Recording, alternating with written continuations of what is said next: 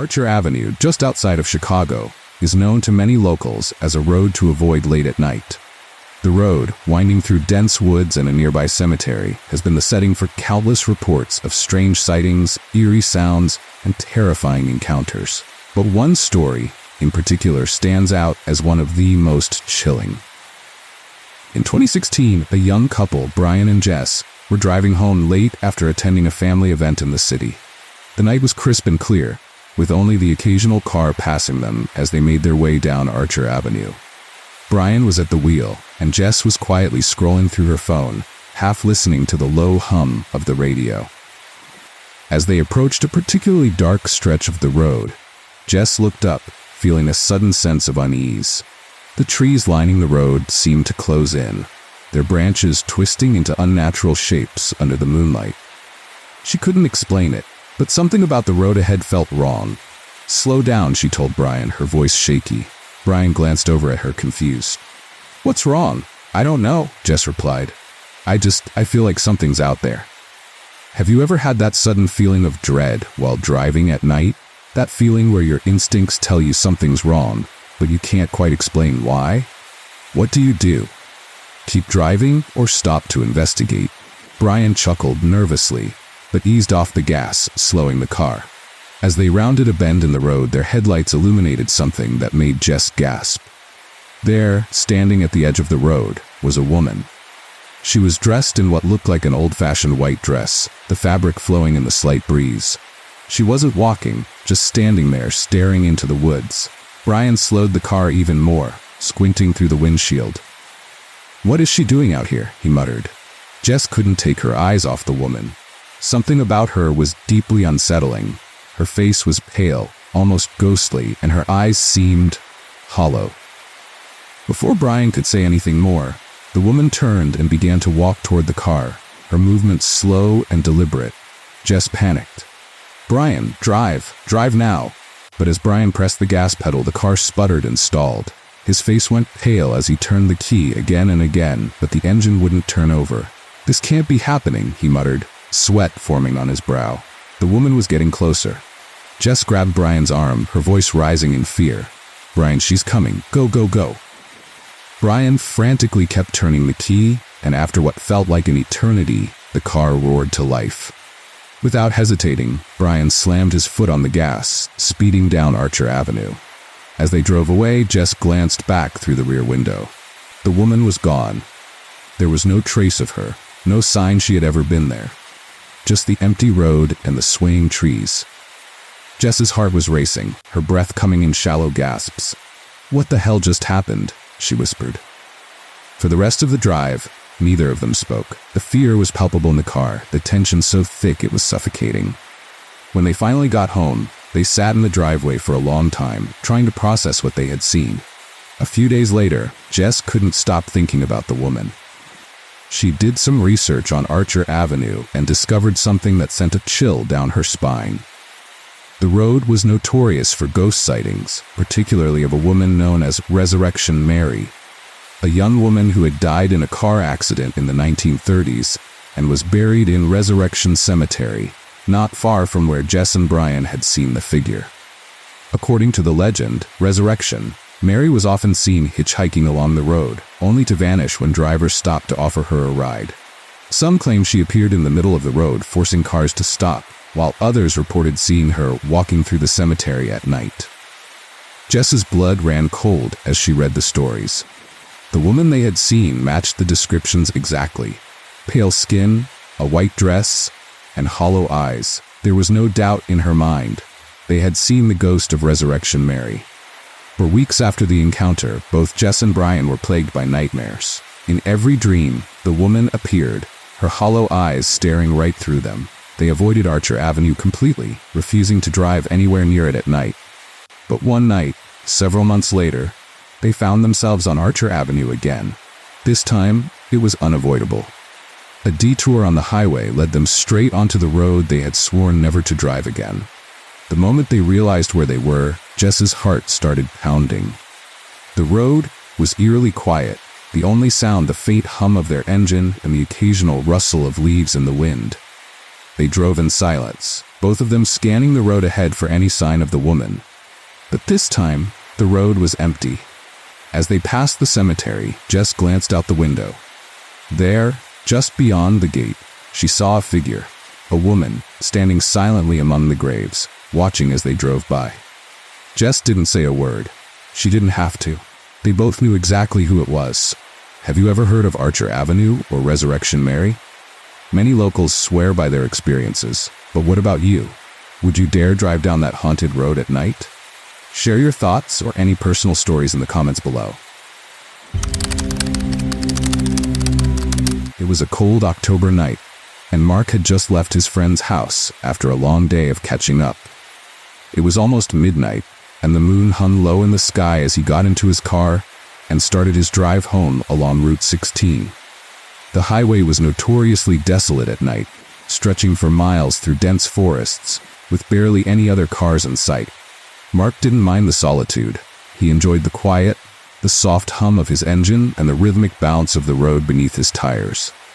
But that night, something felt off. As Mark passed a particularly dark stretch of road, his headlights flickered. It was brief, just a second or two, but enough to make him uneasy. He brushed it off, blaming it on a minor electrical glitch. But a few miles further down the road, it happened again. This time the lights flickered longer, as if the darkness was creeping in closer, almost alive. Mark gripped the steering wheel a little tighter, the hairs on the back of his neck prickling. That's when he noticed the car behind him. It was a beat-up old sedan that had suddenly appeared in his rearview mirror, its headlights dim and flickering in sync with his own. Mark hadn't seen the car when he first started driving, but now it was there, tailing him closely. The driver didn't honk, didn't flash their lights, just stayed right on his bumper, almost too close for comfort. Mark's first instinct was to speed up, hoping to shake the car, but as soon as he accelerated, so did the sedan. It matched his speed perfectly, never falling behind. He glanced back again, trying to get a better look at the driver, but the windshield was completely dark, as though something or someone was obscuring it from the inside. A feeling of dread washed over him. Mark thought about pulling over, letting the car pass, but the idea of stopping on the empty highway with no other cars around didn't feel safe. So he kept driving, his pulse quickening with every mile. As the sedan continued to tailgate him, Mark's anxiety grew. He reached for his phone to call someone, anyone, but when he unlocked the screen, there was no service. Route 16 was known for its dead zones, but in that moment, it felt like a trap.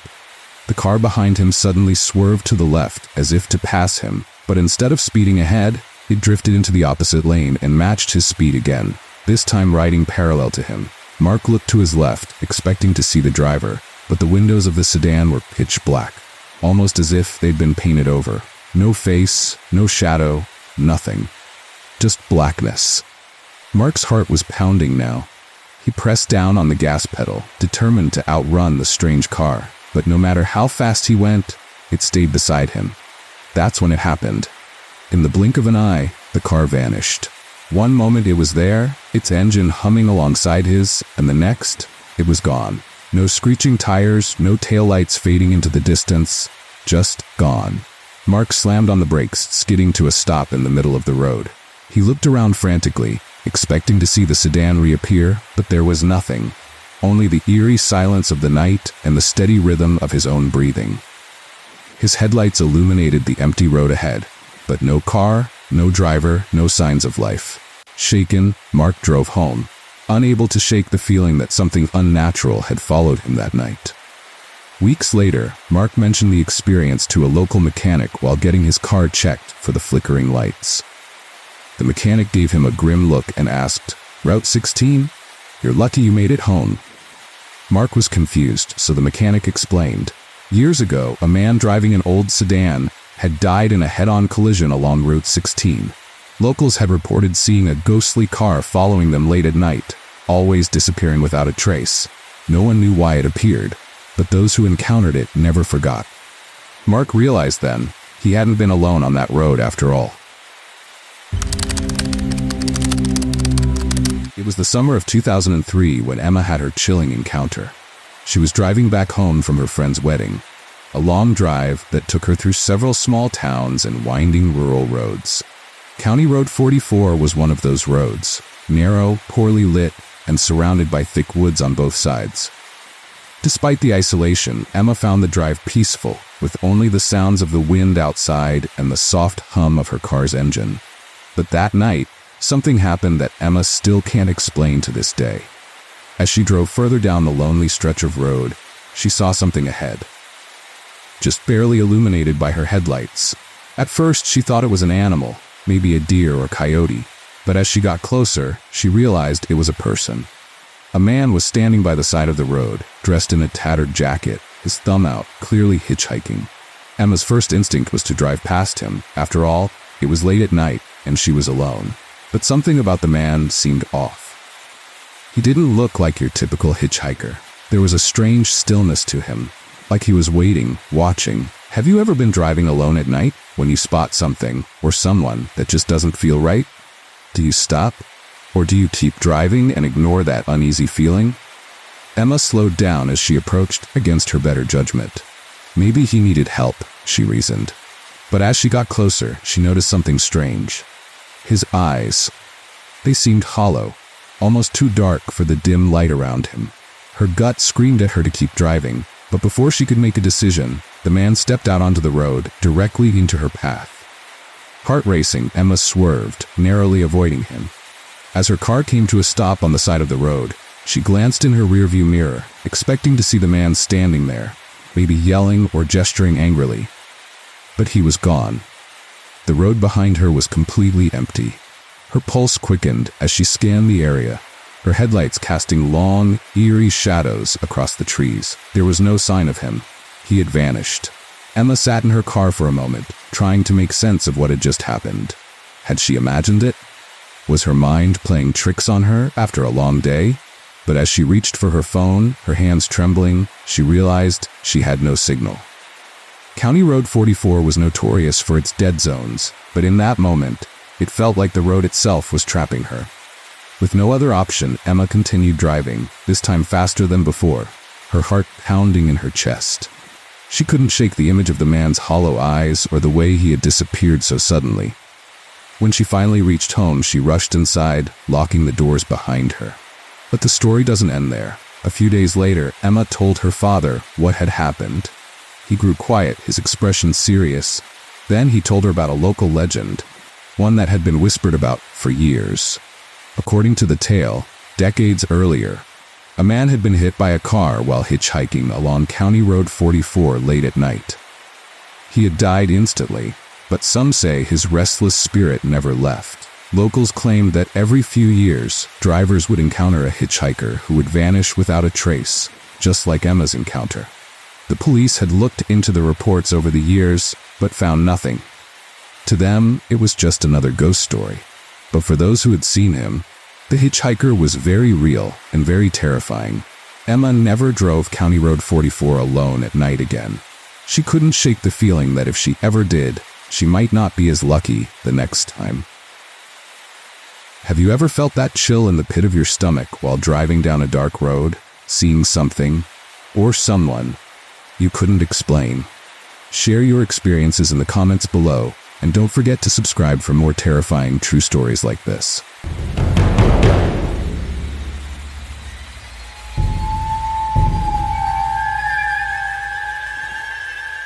As we reach the end of our journey through these terrifying true night drive horror stories, it's clear that the darkness can hide more than we ever imagine. Whether it's the chilling encounter with the hitchhiker on County Road 44, or the ghostly figure of Resurrection Mary haunting Archer Avenue, these tales remind us to stay vigilant and be wary of what lurks in the shadows during those late-night drives. What do you think? Have you ever experienced something strange while driving at night? Perhaps you've seen a figure in the rearview mirror, or felt an unsettling presence that left you questioning your sanity. Share your spine-tingling stories in the comments below. If you enjoyed these eerie tales and want to hear more true stories that will keep you up at night, be sure to subscribe to our channel and hit that notification bell. Your next night's drive could lead you to our next chilling adventure. Until next time, Keep your headlights on, and remember, the night holds secrets that are often better left undiscovered. Sweet dreams, if you can manage to sleep after hearing these stories.